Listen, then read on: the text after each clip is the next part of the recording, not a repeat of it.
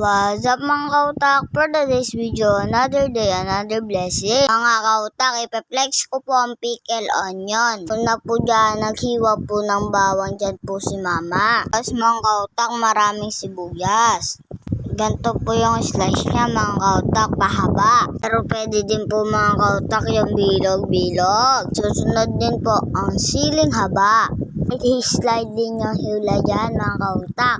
Ayan na po yung main na sangkap ng pickle. Tapos po gumaba po ako ng sabay niya. Tubig tsaka suka. Isang baso ng tubig, 1 cup na suka.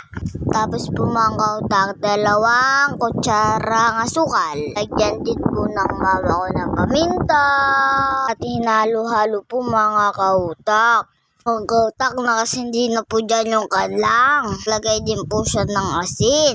Tapos hanggang kumukulo mga kautak. Tapos po ginawa niya na din po yung sabaw niya. Lagay niya din po sa mga garapon. Ay mama, ba't lumit yung video? Una niya po dyan yung sibuyas.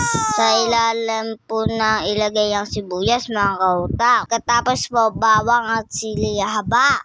Ayan mga kautak, 2 gapon na po nagawa niya. Inibabaw niya din po dyan yung bawang. Di ko alam mga kautak, ba't nasa ibabaw yan? Ayan po, kumukulo na po yung sabaw. Pagkatapos po mga kautak, nilagay niya na din po sa garapon.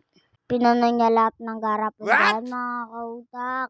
Kailangan po kasi dyan nakababad lahat ng sangkap. Okay. Tapos po hinahalo-halo na ni mama ko para pantay-pantay po yung pagkababad. At pantay-pantay din po yung lasa mga kautak. Wow! Tapos yung kainin mga kautak kapag umaga. Kasi po nalilinis niya yung toxic sa katawan natin. Lagyan niya din po ng plastic bago niya takpan. Pagkatapos po mga kautak, lagay niya po sa ref para lumamig. Kailangan po hindi mainit yan kapag nalagay niya sa ref. Masisira. Ayan, tinikman na po ni papa ko. Pasensya na mga kautak, medyo pagod dyan si papa ko. Tapos medyo nakainom. Gawin niya po kasi dyan.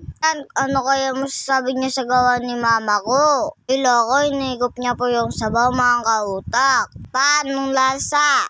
Masarap daw mga kautak. Sa mga kautak, maraming salamat sa panonood. Nanong niya pa ako kung gusto ko yan. Merienda po ako dyan ng tokwa. Hanggang dito na lang po mga kautak. Salamat sa papanood.